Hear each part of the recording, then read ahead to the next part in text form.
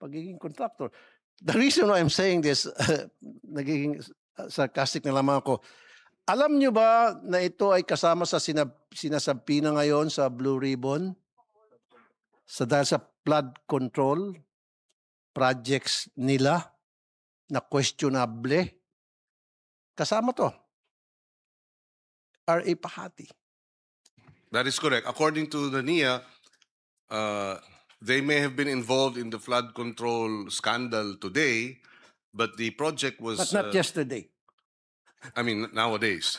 Pagpapalakpak. Wag po kami mga Pilipino. Ang pinakita nyo video, PR video ang tawag dyan. At gumastos pa kayo, I'm sure. Libo-libo ginastos dyan. Ang gusto ko makita, yung mismong structure. How was it repaired? Yung bang palitada na tinusok na ng farmer gamit ng isang maliit na bakal, tumagas na agad yung tubig. Yun yung pakita nyo. Huwag yung pakita nyo mga farmland, pakita nyo yung hepe ng NIA na nagpapapogi, papakita yung mga damo, yung palay na tumutubo. Huwag ganon. Huwag tayong maglokohan dito. Ipakita nyo yung struktura na may defect after it's been repaired. Lahat ng proyekto ng NIA sa irrigation nagigiba. Why? Hindi ba na-anticipate nila yan? Na ang Pilipinas ay talagang pasukan ng bagyo? All year round, binabagyo tayo. And all year round, nasisira itong mga irrigation projects. Why? You should have anticipated that. Sana gumawa kayo ng mga proyekto na it can withstand up to signal number 4.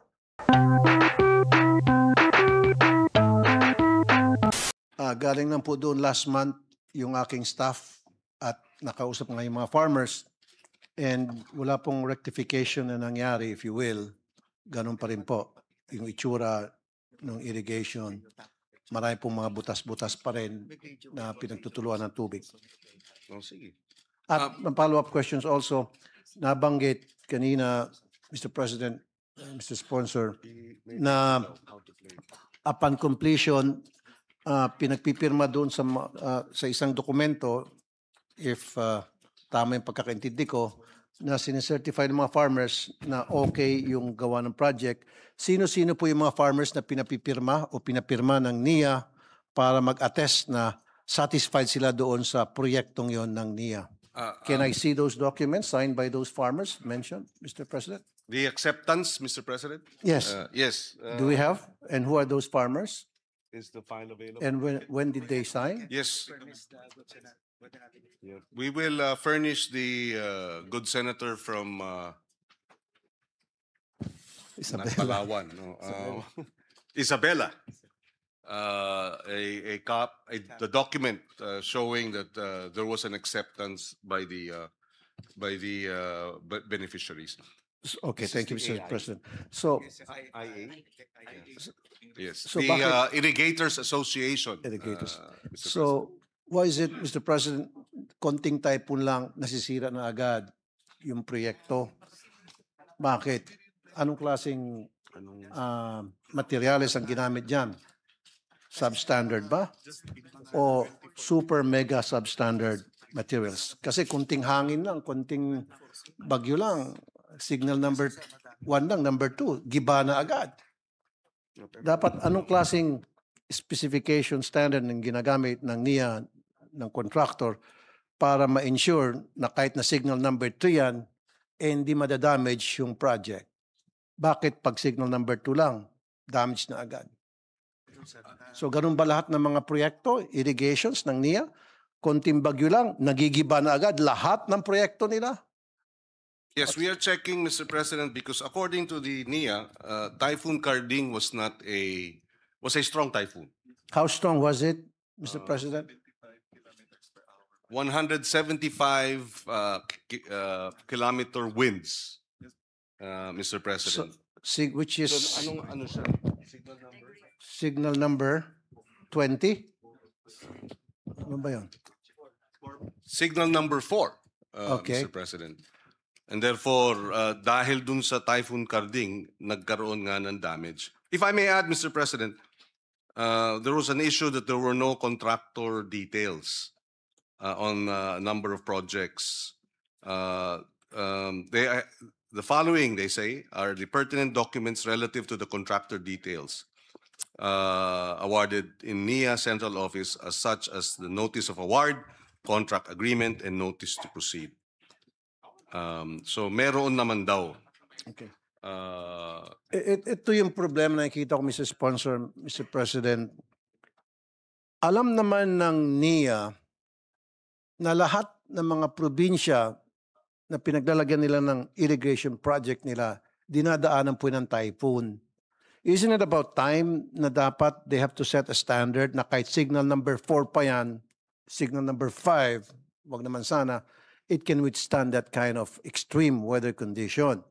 Kasi sa ngayon, every single time na magkaroon ng bagyo, lahat ng proyekto ng NIA sa irrigation nagigiba.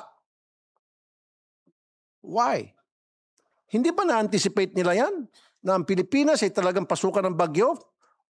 All year round, binabagyo tayo. And all year round, nasisira itong mga irrigation projects. Why? You should have anticipated that. Sana gumawa kayo ng mga proyekto na it can withstand up to signal number 4. Period. Bakit signal number 3, 4, giba? Meron pa nga dyan, signal number 2 lang, nagigiba eh. And mamaya, pakita ko sa inyo, signal number 2 lang, na bagyo, nagiba na agad yung irrigation project ngayon.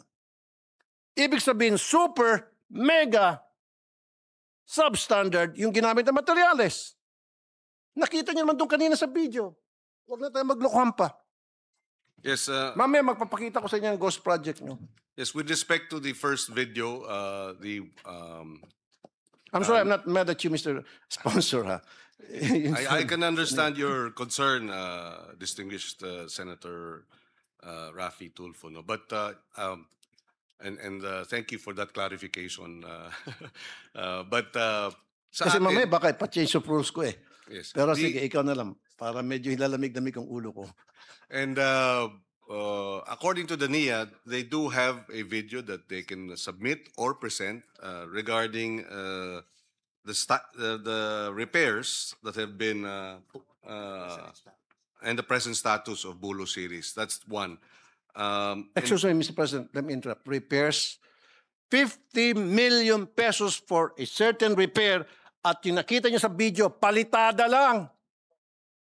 Pachi-pachi. Ganun ba tayo gumastos ng pera ng gobyerno? 50 million, pachi-pachi lang. Nakita niyo naman, tinusok lang ng farmer. Yung pinag-repair niyo, bumuhos na agad yung tubig. 50 million pesos na agad yun. Ano, pasabit natin. Yes, but Mr. President, as Senator Tulfo was raising the issues, I said, is there a way that NIA can revisit and review and investigate, given that yung pinaka-latest status is September and Ocular was September 2025? Yes, Mr. President. But yeah, it was September 2025. Pero consistent pa rin ang aming communication sa mga tao on the ground. Yes, and A that couple too of weeks ago, tumatawag pa rin kami doon sa aming asset. Wala pa rin pagbabago. 2 weeks ago lang po yun. Yes, and the commitment of NIA is they can look into this because of the concerns of Senator Tulfo. They are willing to conduct a internal investigation and submit the findings to the Senate and through your office, Mr. President. That's one. But they also would like to be allowed, if with your permission, to present the video of the latest, as far as they are concerned, and we'll put that on record. But that does not preclude or does not mean that they will not conduct an internal investigation on the latest Ocular as manifested and presented by Senator Tulfo. Are we, with the permission of Senator Tulfo? Yes. Oh, yeah, my question is, are we talking about Bulo Small Reservoir? Bulos, no? Ito muna. Is that the yes. Bulo? Okay. Bulos. Bulo. Bulo. Bulo. And besides, sir, wala namang 50 million na ginastos kasi yun yan lamang po yung Ano yan, 50,000? 50 million. 50 million, 5 million. 20. No, I don't understand. Di ba September na tayo nag-visit? Okay. Siguraduhin nyo lang, hindi inedit yan ha. Ipapakita nyo.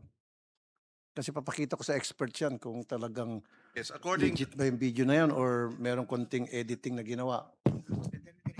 Photoshop or whatever. Structures, improving irrigation canals, and ensure that Bulo Dam, located in Bulacan, was built to irrigate farmlands and support thousands of farmers.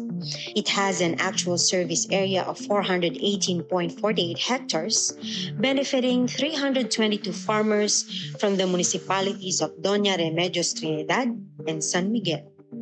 NIA immediately implemented rehabilitation works, strengthening structures, improving irrigation canals, and introducing modern monitoring systems for efficiency and safety. From challenges to solutions, from oversight to action. Bulo Dam stands as a lifeline for farmers and a pillar for food security. This is Bayanihan. This is Bagong Pilipinas. that is well, according to the NIA, that is as of October 2025. Mr. President, siguro kung ipakita nyo yun sa isang kindergarten, magpapalakpak. Wag po kami, mga Pilipino. Ang pinakita nyo video, PR video ang tawag dyan. At gumastos pa kayo, I'm sure. Libo-libo ginastos dyan. Ang gusto ko makita, yung mismong structure. How was it repaired? Yung bang palitada na tinusok lang ng farmer gamit ng isang maliit na bakal, tumagas na agad yung tubig. Yun yung pakita nyo. Huwag yung pakita nyo mga farmland, pakita nyo yung hepe ng NIA na nagpapapogi, papakita yung mga damo, yung palay na tumutubo. Huwag ganon. Huwag tayong maglokohan dito. Ipakita nyo yung struktura na may defect after it's been repaired. Kaya nga, bakit yun pinakita? Pakita nyo yung structure. Yes, Doon sa video kasi pinakita ko na palitada lang I at agree. ginawang repair. I Pakita agree. nyo sa amin ngayon, Mr. President, Yes, kung anong klaseng repair ang ginawa. I agree, Senator Tufo. As I was watching the video, I said, oh, nasan dyan yung sagot doon sa tanong ni Senator Tulfo? Wala. Apparently, mali pala yung video. They have another... Okay, take two tayo. Yeah. Take two. Kumbaga sa take two. Cut. Well, please, i-edit nyo na yung papogi. Magbibigay ka ng mga figures na ito'y para sa mga farmers, ikabubuti ng farmers, pinapakain, etc. Huwag yun. Structure agad, direct to the point. Huwag na tayo magpaligoy-ligoy. So, Pakita nyo yung structure.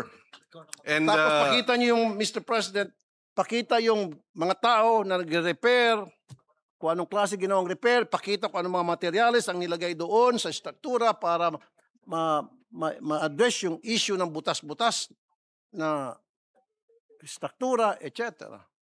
Huwag yung papogi. Huwag yung PR video. Galing po ako sa media, no? Alam ko kung ano yung video na papogi lang at alam ko kung ano yung video na ina-address talaga kung ano yung issue. In this case, the issue wasn't addressed. My question wasn't answered. yes, and that's why they are now, well, they are apologizing that they presented the wrong The wrong video. video. Okay. And now they will present the The right correct one video. that will answer the issues raised on Bulo. May we have the... Second video.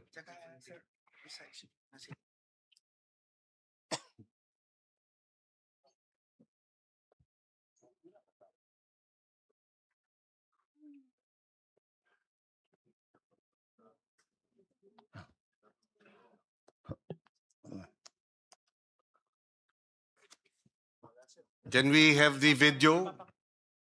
Baka wala naman. Kung wala na, sige. The photos. Yes, exactly. It's not going to be a video. It's their photos as of October 25, 2025. And according to the administrator, Mr. President, the Bulo irrigation dam was constructed and completed in 2014. Started in 2014. Sorry, started 2022, I think. Sorry, started in 2014 Completed in 2022. and completed in 2022. Tsaka yung And then nasira noong 2023. Nasira. 1 year lang, giba na agad. God damn. I'm sorry.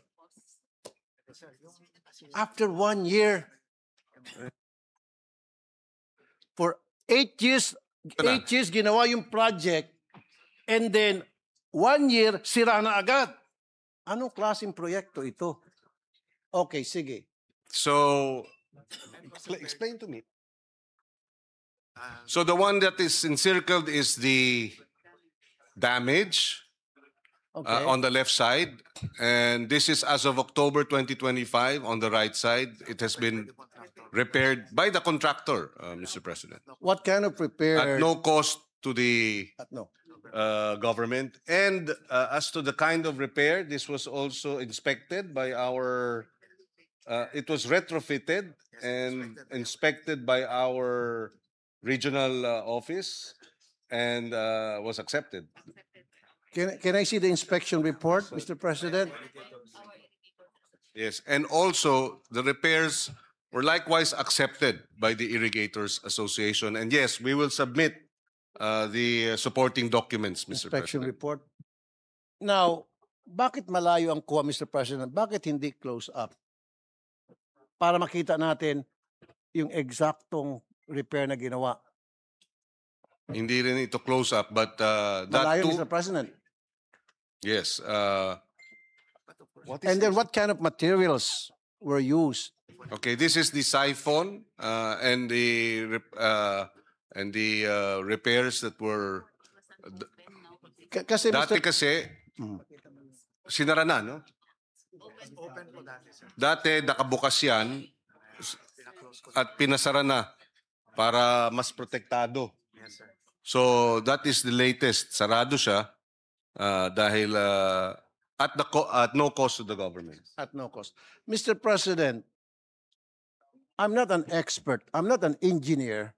Pero using common sense, hindi naman siguro ako pwedeng lokohin o yung mga taong nanonood sa atin ngayon. Ang nangyari niyan, nilagyan lang ng palitada and then pininturahan konting kiskis para maging makinis. Ganon ang ginawa ng NIA. Mr. President. According to the NIA, it was not just palitada. There was actually a steel casement. So, I give you a challenge. Pupunta tayo, staff ka staff mo. Pag napatunayan na patsi-patsi lang ginawa, someone has to resign. Are you willing to resign? Challenge taken. Good. Mr. Please. President, may we request that instead of that the NIA administrator refer his answer to me so that I can Okay. place it on record. The NIA administrator, upon the challenge of Senator Tulfo, yes, he said, one, they're willing to go to the site and inspect it, and And of two, course, we're going to bring experts, engineers, independent. and two, Observers. if it is found out that in fact, as alleged by our good senator, that there are defects in the repairs, the administrator has said he's willing to resign. And we So will do... he vouches for Yeah. the integrity of the repairs undertaken as accepted by the Irrigators Association as well. And we'll do it next week, Mr. President. Next week? Challenge accepted. Very good. Thank you. Now, Lorenzo Construction was responsible for the construction and repairing of the project. But reports indicate that repairs were yung palitada nga lang. So, has NIA evaluated this contractor? Kasi nakita naman natin, may video tayo, nung last hearing na palitada lang ang ginawa nilang repair. Did you call out the contractor about doon sa kanilang washi-washi na Yes. trabaho? Well, according to the administrator, and I understand this, the dam itself was constructed by Lorenzo, but the canals, the irrigation facilities that are connected to the dam, was awarded to a local minor contractor. So iba ho yung Lorenzo, dun yun sa dam, pero dun sa irrigation canals, anong pangalan? Marami po kasi yearly ang allocation. So several local contractors from Bulacan. Kasi 24. So, They are willing to submit the list of all the local contractors that over time, over several years, that did the repairs, construction rather of the irrigation facilities.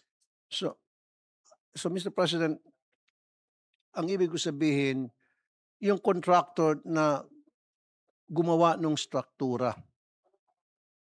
Kasi defective eh. This would then be the Nagkabutas-butas eh. And then these nagpadala ng tao, kung samang tao yung Lorenzo ba yun o bagong contractor, na palitada lang ang ginawang repair. Nakita niyo naman, tinusok lang ng pointed object yung foundation, tumagas na agad yung tubig. Who did the repair? This nung tinusok, may we just be clarified, nung sinasabing ang tinusok at nasira, when was this, Mr. That was in September This year, this year, Mr. President. September 2025. September 2025. So the question is, who did the repairs for the system September 2025? Kasi nasira po 2023 dahil sa bagyong Carding. So I would assume, ayan, oh, ayun, RA marami. ayan, tumatagas. Sino ang nag-repair niyan? According to the NIA, it was the RA Pahati Construction. R.A. Bahati Construction. Yan, 50 million pesos ang ginastos dyan para i-repair. And yet, tinusok lang na maliit na bato, tumagas na agad yung tubig. And who's the contractor? Who was the contractor assigned to do the repair? Eh, bawiin natin yung 50 million. Yes, according to the NIA, the amount was not 50 million. And how much, Mr. President? No. Walang fund for maintenance. Lahat ng repair ay ginawa ng contractor. Yes, and it was the contractor who shouldered the cost. If it was 50 million, that was not That was the that was the contract amount in 2015, but that was not the amount used for the repairs, which, number one, was ang gumastos nun eh yung contractor under the contract. And number two, hindi 50 million ang naging halaga. Baka mas mababa. Mas mababa. Okay, regardless, Mr. President, kung mas mababa, kasi yun yung sinabi nung mga farmers na nakausap namin. Pero di ba, pag gagawa ka na rin lang ng repair, make sure na maayos naman. Hindi naman ganon. Di ba? Ni-repair mo dahil na bagyo, and then isang pukpok lang ng bato, tanggal na agad yun. Yan, palitado yan, no? Oh. And then tubig tumagas. Kaya I doubt, yung pupuntahan natin next week, ganon din siguro mangyari. Pupukpukin lang natin yon, titibak yon, yan, pinalitada, and then pininturahan lang. Siguro ginamitan pa ng papel de lija o kung anong man tawag pampakinis para maging makinis tingnan. Kaya nga, malayo ang kuha, hindi close up. Ayan, close up yan.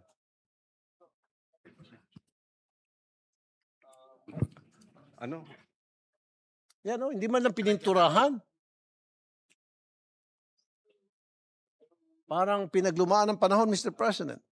Parang panahon pa ni Jose Rizal, sa sobrang kalumaan, So, Mr. President. Mr. President, according to the NIA, they are sure that this is no longer the case after the repairs. Yes. So, well, and if I may suggest, precisely because of this, that they have agreed to do the ocular next week, Mr. President. Yeah, so ang kinuwang contractor para mag-repair after kasi pumunta kami September. So ni-repair niyo siguro to, nalaman niyo na pumuntang staff ko, nagpadala siguro kayo ng tao. Kailan? Kasi September when we Hindi siguro visited the site. madaling gawin ng mabilisan yun dahil according to the NIA, nalagay na yung steel encasement, hindi na ganito. But that was only September 2025. September, October, November. It was only Yes, and 2 that's months why I think, Mr. President, to clarify the issue, the ocular would be the best way Exactly. forward. Okay. Because they're saying na meron ng metal encasement, hindi na ganyan. Metal. Tama? Sa ilalim. Sa metal. Sa Okay. ilalim, hindi sa tabi. Okay. Sa ilalim. Sige, titingnan natin. Kasi September namin in-inspect yan at sabi ng mga farmers, wala raw sila nakita. Let's see. Now, ang kinuha niyong contractor para, Mr. President, mag-repair this time around ay R.A. Pahati. Tama ba? That is Tama. correct. He is the contractor that completed the project, won the bid, completed the project in 2014, 2015. 2015, sorry. No, Siya. he won the project. Yeah. And He won the project. completed the Oh, project last 2015. okay. Pahati. Pahati. And then 2015 yun, ah. he repaired it. Aha. He repaired. Ano ba nangyari? Anong resulta sa Blue Ribbon? Pinasalpida po sila. Okay. Ano yan? AAA contractor, ano? Baka quadruple A pa siguro yan. Oh, Yes, AAA contract. Wow. AAA pala. Mhm. Ano pa? AAA tapos siguro gold medalist pa siguro sa pagdating sa mga pagiging contractor. The reason why I'm saying this, nagiging sarcastic na lamang ako. Alam nyo ba na ito ay kasama sa sinasabi na ngayon sa Blue Ribbon? Dahil sa flood control projects nila na questionable. Kasama to. R.A. Pahati. That is correct. According to the NIA, they may have been involved in the flood control scandal today, but the project was... But not yesterday. I mean, nowadays. But the Pahati project was completed in 2015. So that was 10 years ago. Okay, Mr. President. AAA, sige. Well, anyway, we'll wait na lang pagdating sa Blue Ribbon, pag tawag siya, yung sa Sabina, yung sagot niya. But again, bago sa aking pangatlong question, Mr. President, ayusin niyo naman trabaho niyo dyan sa NIA. Alam niyo naman na binabagyo palagi ang bansa natin. All year round, pumapasok yung bagyo sa atin. Dapat, anticipated yun na yan na may darating na bagyo, let's say signal number 3, signal number 4, gawa kayo ng structure, dam, na it can withstand even signal number 5 typhoon. Na para hindi na masira kasi sa ngayon, Mr. President, Mr. Sponsor, every single year, lahat ng mga irrigation project ng NIA nasisira tuwing may bagyo. Yes, Mr. Chairman, Mr. President, according to the DIA, the design standards are clear that it has to withstand signal number 4. So they do designs to ensure that it would withstand the strongest typhoons. Now, so that is one area. Now, obviously, they need to ensure that these contractors comply with the standards. And they are saying that the specifications of these all these NIA projects have to be complied with before any acceptance is made. Number one, we will repeat that. And two, that the Irrigators Association will have to accept. There is an acceptance. Unlike in the flood control projects na kahit na yung local government hindi alam na may proyekto pala sa kanila, dito maliwanag, alam ng Irrigators Association may proyekto at hindi lang nila alam. Kailangan pa nilang tanggapin. At kasama sila sa witness. At kasama sila sa pagtitistigo sa pagpirma ng kontrata. Okay, Mr. President, So this is a safeguard. exactly. Sino nagsicertify, dapat independent body, na ma-ensure na yung isang proyekto ng irrigation ng NIA, kung sino man contractor gumawa noon, it can withstand signal number 4. In this case, sa Bulao, sa Bulo, sabi nyo, somebody certified or some people certified na it is strong enough to withstand a signal number 4 typhoon. Who did the certification? Sino-sino mga to? I need the names of these people. Yes, apart from an inventory team that is Kasi internal. makasigil muna ako, Mr. President. Kasi sa lugar na yan, yung mga kubo-kubo nga, hindi nilipad eh. Yung mga bahay ng mga farmers na simple mga hollow blocks lang, hindi nagiba. Samantalang yan, butas-butas na agad. Pumunta tayo doon, yung mga bahay ng mga farmers na gawa lang mga hollow blocks, yero, hindi nagiba. Kung magkano na ginastos nila, baka wala pang 100,000. Pero ito, daan-daang milyon, signal number 4 daw, signal number 4, it can withstand signal number 4 daw, and yet nagiba. Hindi pa nakakaya, Mr. President? Yung mga bahay ng mga farmers, parang kubo-kubo lang, wala pa sigurong 20 mil lang, 50 mil, hindi nagiba. Hindi nagkabutas-butas. Pero ito, daan-daang milyon. Hindi, according to the NIA, hindi naman daw nagiba.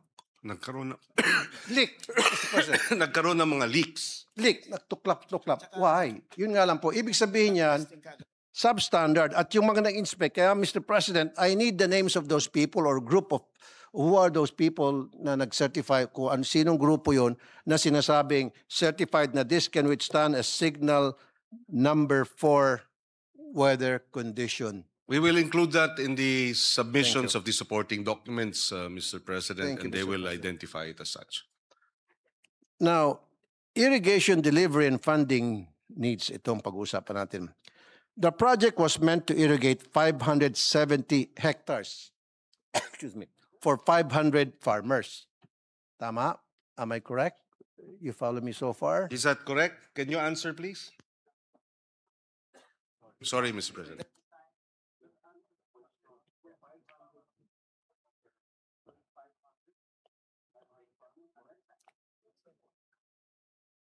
Yes, the design service area is for 500 farmers. Thank you. Yeah, makinig kasi kayo, wag muna magchismisan. Nakikita ko, nagchichismisan, nagbubulok, nakangiti pa si administrator ninyo. Wag, seryoso to. Now, water fails to reach them due to canal damage and lack of maintenance. Is that correct? How many hectares are currently receiving actual irrigation? Give me a report. Kasi iba ang sinasabi ng mga magsasaka on the ground na nakausap namin.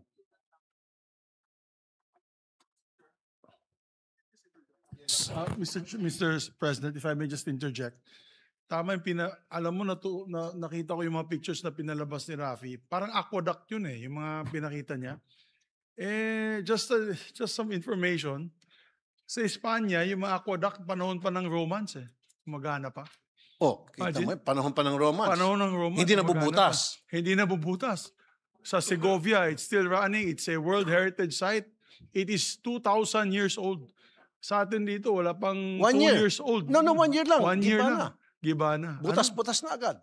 Mas magaling pala yung engineer nung panahon ng Romans kaysa engineer na yun. Di ba? Although wala akong bagyo sa Rome.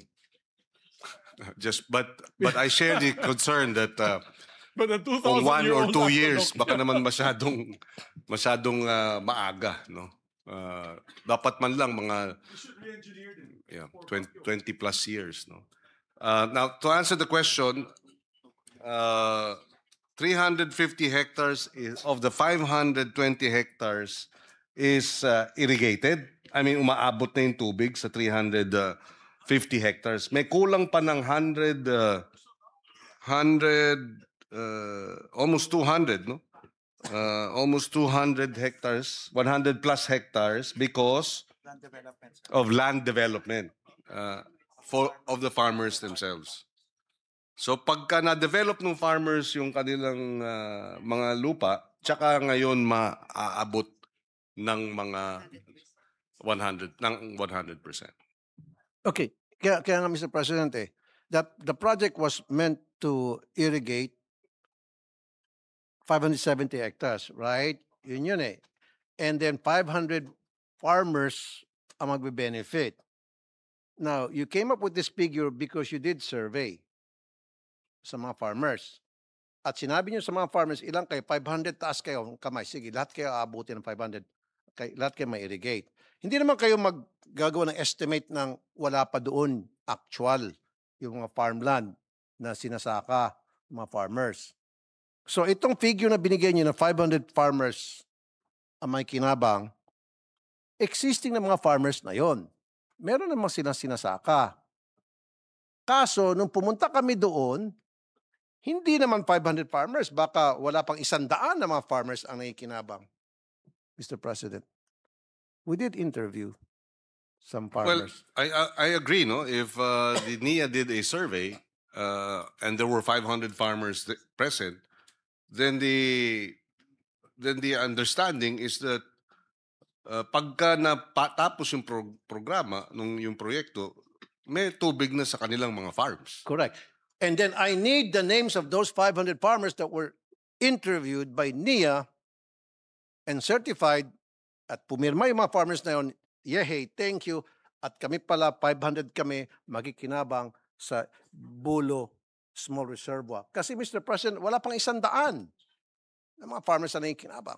Yes, they will submit the Irrigators Association documents that will establish or will show that there were 500 farmers in the area, Mr. President. And I need those names. I need the farmers na pumirma na sinasabing thank you at kami may kinabang yan.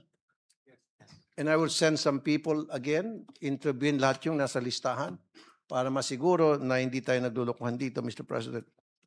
Yes, they will make sure na hindi Thank tayo naglolokohan dito, Mr. President. Thank you, Mr. President. Okay, in a hearing in August 2023, NIA committed to look into countermeasures for this problem. What happened? Bakit? The 2026 na, yun nga, pinakita ko naman yung video.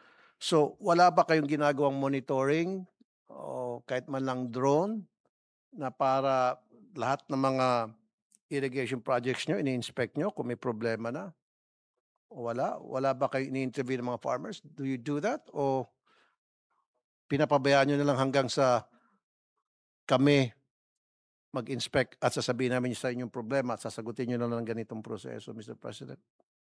Earlier, according to the NIA, they already presented the latest, as of October 2025, photos of the repairs to include the steel encasement. No? So not ang point nila kaya nga magkakaroon ng ocular next week dahil tiyak sila na hindi na ganun ang sitwasyon ngayon.